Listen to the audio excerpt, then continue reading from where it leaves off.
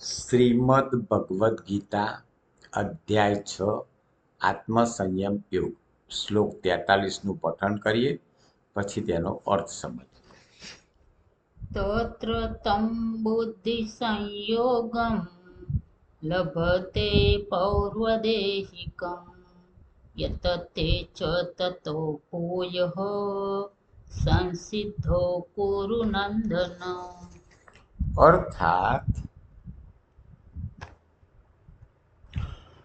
પૂર્વજન્મના શરીરમાં સંગ્રહેલા બુદ્ધિ સંયોગને એટલે કે સમબુદ્ધિ સ્વરૂપ યોગના સંસ્કારોને અનાયાસએ પામે છે અને કુરુનંદન એ પ્રભાવને લીધે ફરીથી પરમાત્માની પ્રાપ્તિરૂપી સિદ્ધિ માટે પહેલા કરતાં પણ વધુ પ્રયત્ન કરે છે.